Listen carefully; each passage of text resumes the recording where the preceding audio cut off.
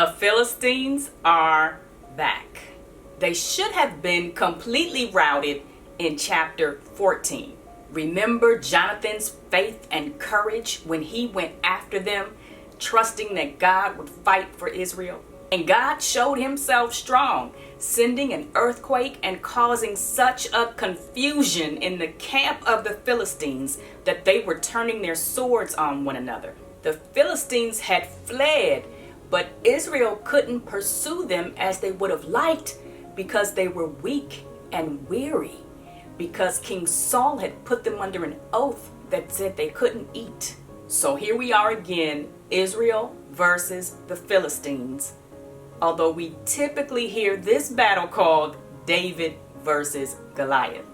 I'm in chapter 17, verse 1, and I'm reading from the New American Standard Version.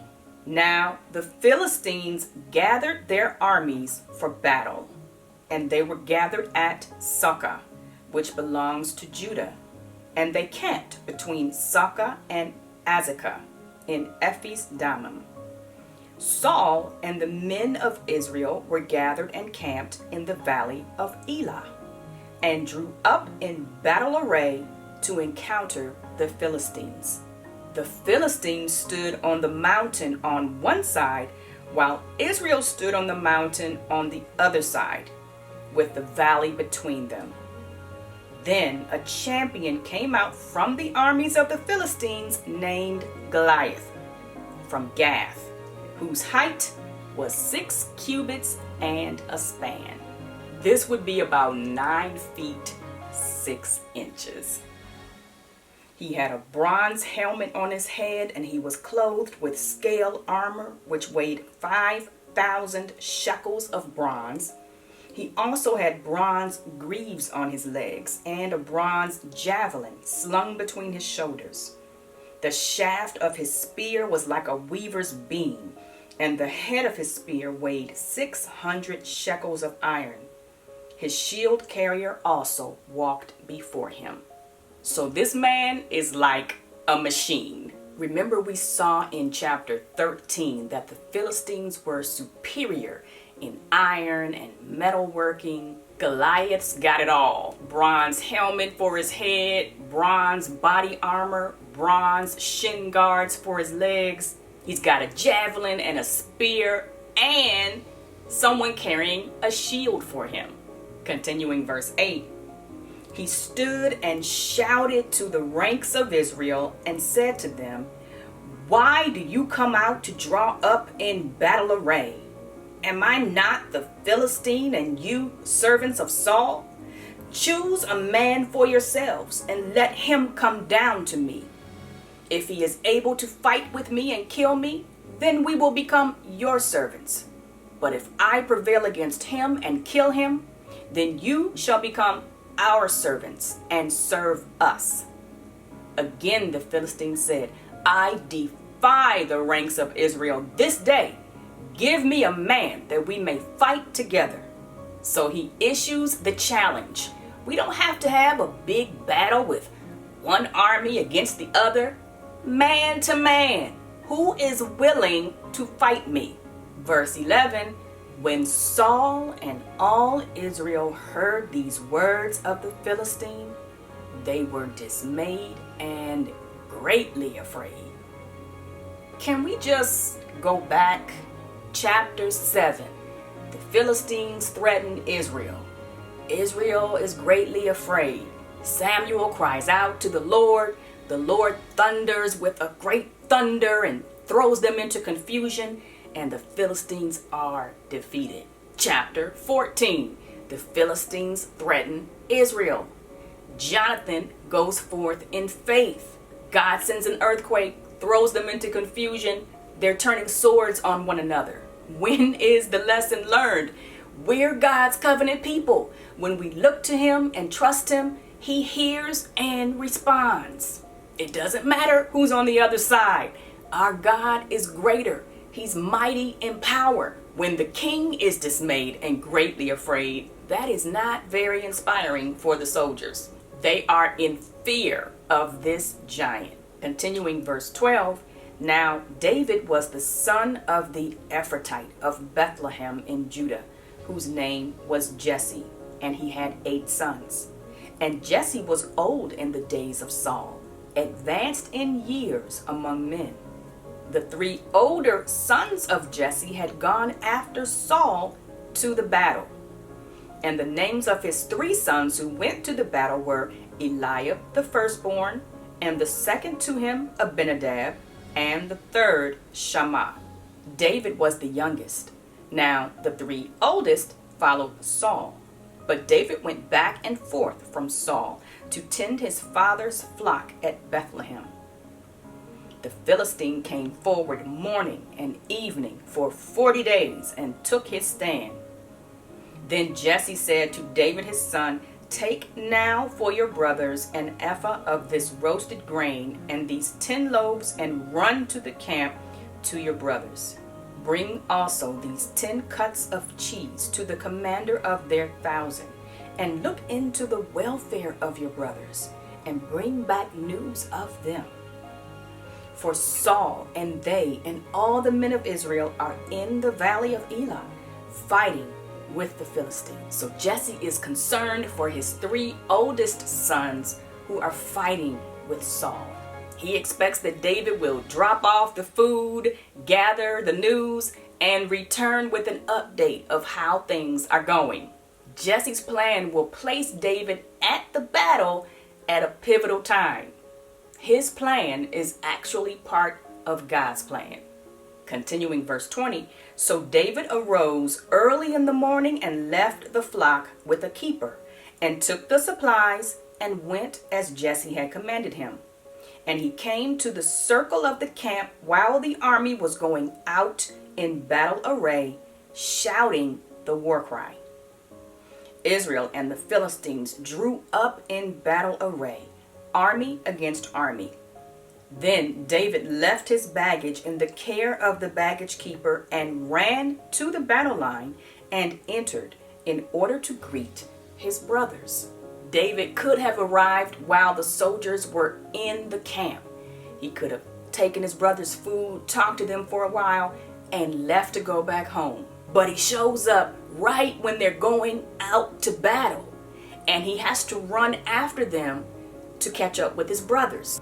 As he was talking with them, behold, the champion, the Philistine from Gath named Goliath, was coming up from the army of the Philistines.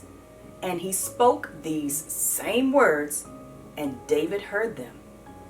When all the men of Israel saw the man, they fled from him and were greatly afraid. I'm wondering, what is the deal with Jonathan? He was so bold and faith-filled in the last battle against the Philistines. And we know he's there. We see him in the very next chapter. But he's not mentioned in this one. And we certainly don't see him stepping up to accept this challenge from Goliath. It says they all fled and were afraid. Continuing verse 25, the men of Israel said, "Have you seen this man who is coming up? Surely he is coming up to defy Israel. And it will be that the king will enrich the man who kills him with great riches, and will give him his daughter, and make his father's house free in Israel." Then David spoke to the men who were standing by him, saying, "What will be done for the man who kills this Philistine and takes away the reproach from Israel? For who is this uncircumcised Philistine that he should taunt the armies of the living God?" The people answered him in accord with this word, saying, "Thus it will be done for the man who kills him." What a scene!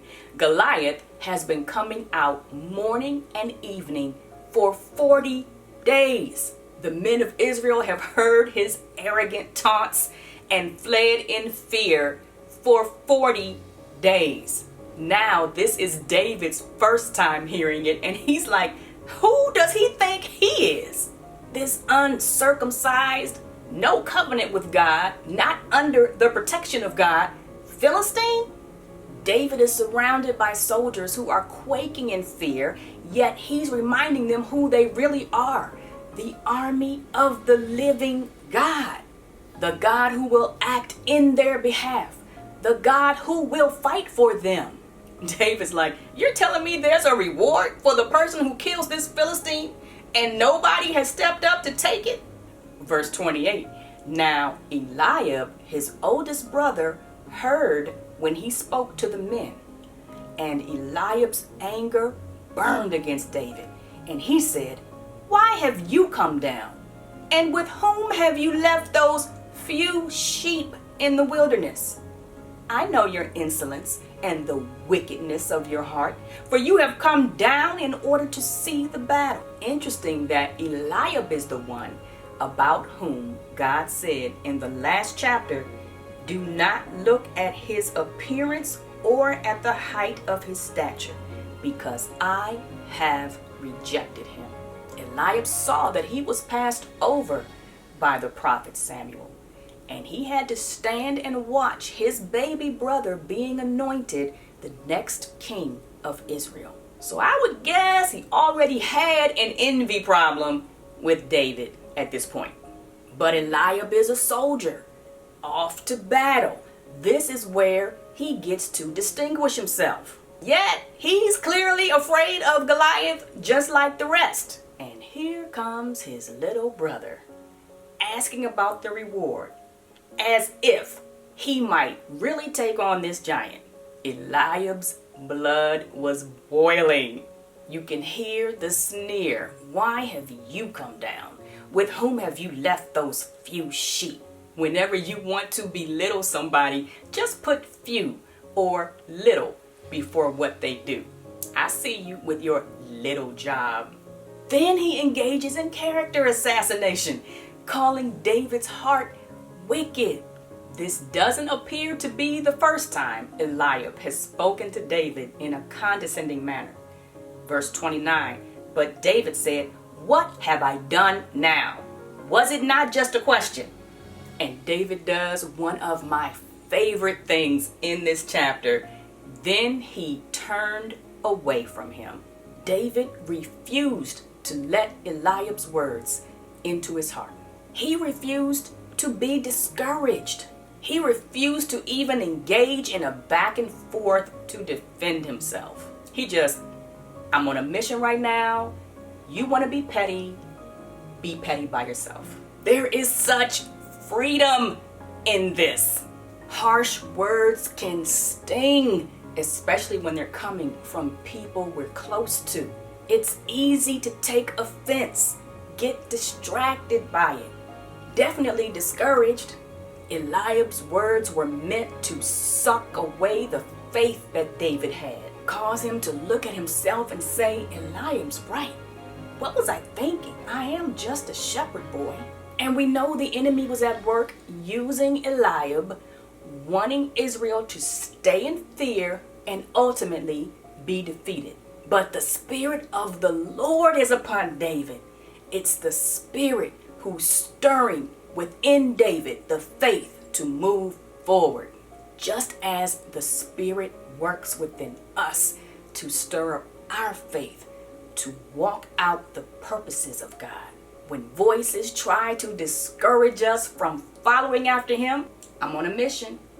I don't have time. Continuing verse 30, then he turned away from him to another and said the same thing. And the people answered the same thing as before. When the words which David spoke were heard, they told them to Saul, and he sent for him. David said to Saul, let no man's heart fail on account of him. Your servant will go and fight with this Philistine. Then Saul said to David, you are not able to go against this Philistine to fight with him, for you are but a youth, while he has been a warrior from his youth. I don't hear the same tone as Eliab's here. I think this is a natural reaction by Saul. You can't fight this Philistine, you'll go to your death. Still, it could have discouraged David. He could think, wow, these reactions I'm getting, first from my oldest brother, now from the king, maybe I am crazy. But look at David's reply. But David said to Saul, "Your servant was tending his father's sheep. When a lion or a bear came and took a lamb from the flock, I went out after him and attacked him and rescued it from his mouth. And when he rose up against me, I seized him by his beard and struck him and killed him." Who does that? The lion or the bear takes the lamb and goes off away from David. And David goes after it. He rescues the lamb. And if the lion or bear have the nerve to rise up against David, he kills it. Continuing verse 36, "Your servant has killed both the lion and the bear, and this uncircumcised Philistine will be like one of them, since he has taunted the armies of the living God." And David said, "The Lord who delivered me from the paw of the lion and from the paw of the bear, he will deliver me from the hand of this Philistine." And Saul said to David, "Go, and may the Lord be with you." David has been clinging like crazy to God in the wilderness with his few sheep. He gives all the glory to God. He knows the power of God to deliver. He knows that the living God is their God, and they have no reason to fear. His faith is so huge, he says with assurance, "He will deliver me from the hand of this Philistine." Need we wonder why God called him a man after his heart? Saul can clearly see the Spirit at work in David. He says, "Go, and may the Lord be with you." Continuing verse 38, "Then Saul clothed David with his garments and put a bronze helmet on his head, and he clothed him with armor. David girded his sword over his armor and tried to walk, for he had not tested them. So David said to Saul, "I cannot go with these, for I have not tested them." And David took them off. He took his stick in his hand and chose for himself 5 smooth stones from the brook, and put them in the shepherd's bag which he had, even in his pouch. And his sling was in his hand, and he approached the Philistine. There is so much about this chapter that's remarkable. You've got Goliath, the war machine, on one side, bronze everything, head to toe, with all his weapons. Then you've got David, no armor, no sword, no spear. His weapon is his sling and 5 stones. And he's not worried. He knows his strength is not in what he brings to the battle. His strength is the Lord. Continuing verse 41, "Then the Philistine came on and approached David with the shield bearer in front of him. When the Philistine looked and saw David, he disdained him, for he was but a youth and ruddy, with a handsome appearance. The Philistine said to David, 'Am I a dog that you come to me with sticks?' And the Philistine cursed David by his gods. The Philistine also said to David, 'Come to me, and I will give your flesh to the birds of the sky and the beasts of the field.' Then David said to the Philistine, 'You come to me with a sword, a spear, and a javelin, but I come to you in the name of the Lord of hosts, the God of the armies of Israel, whom you have taunted. This day the Lord will deliver you up into my hands, and I will strike you down and remove your head from you, and I will give the dead bodies of the army of the Philistines this day to the birds of the sky and the wild beasts of the earth, that all the earth may know that there is a God in Israel, and that all this assembly may know that the Lord does not deliver by sword or by spear, for the battle is the Lord's, and he will give you into our hands.'" Wow. All you can do is read that 3 times over and shake your head. I love that David's like, it's not Israel's army you've been taunting. You've been taunting the God of Israel's army. This is all about God's name and God's glory. He says that all the earth may know that there is a God in Israel. And notice he says that this assembly may know. This was for his own people as well, that they would know they don't have to fear giants with swords and spears. The battle is the Lord's. Again, look at David's words and the certainty with which he speaks. The Lord will deliver you into my hands. This day, I will strike you down and remove your head. I will give the dead bodies of the Philistine army to the birds and the beasts. You can picture everybody on both sides looking to see what would happen next. Continuing verse 48, then it happened when the Philistine rose and came and drew near to meet David, that David ran quickly toward the battle line to meet the Philistine. I love that David ran quickly. Let's get this done. And David put his hand into his bag and took from it a stone and slung it and struck the Philistine on his forehead. And the stone sank into his forehead so that he fell on his face to the ground. Giant covered head to toe in armor. God takes the stone, causes it to land smack into his forehead with such force that he falls to the ground. Can you even imagine the look on everybody's face? A stone took him out? God took him out. Continuing verse 50, thus David prevailed over the Philistine with a sling and a stone, and he struck the Philistine and killed him. But there was no sword in David's hand. Then David ran and stood over the Philistine and took his sword and drew it out of its sheath and killed him and cut off his head with it. When the Philistines saw that their champion was dead, they fled.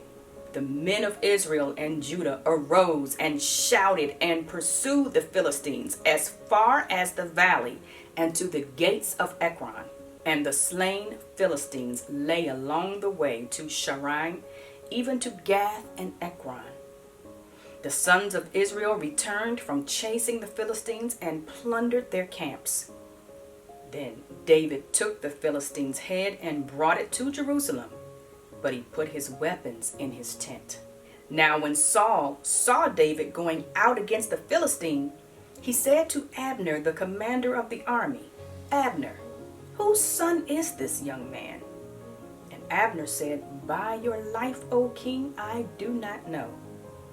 The king said, you inquire whose son the youth is. It seems curious that Saul doesn't know who David's father is, since David is his armor bearer.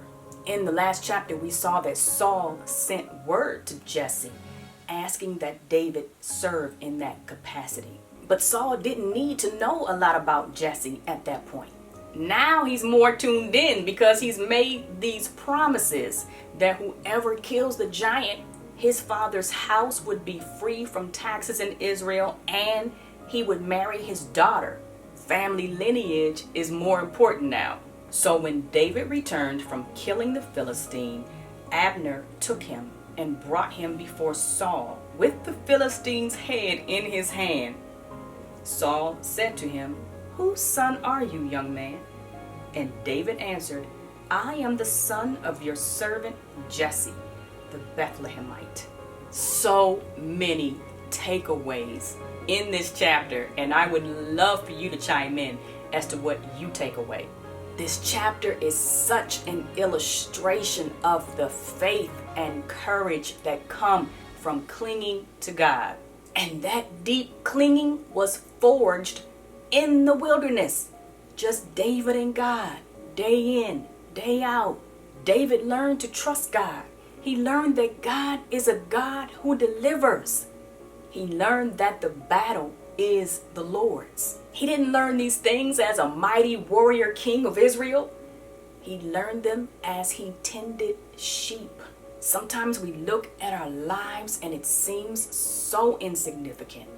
It may even feel like a wilderness. Yet it's fertile training ground for clinging to God. Wherever you are, you can grow right there in knowing God better. You can grow in trusting him. And as you see his faithfulness, like David, stand on it in the next instance and the next. Say it with assurance. He will be faithful here too. It's who God is. And watch your faith and courage grow. Because it's not about us and what we're able to do. It wasn't about David and how skillful he was with a sling. It's always about God and what he's able to do. He is a God who works wonders. One thing I know we're all taking away from this chapter, as we cling, we better remember the battle is the Lord's.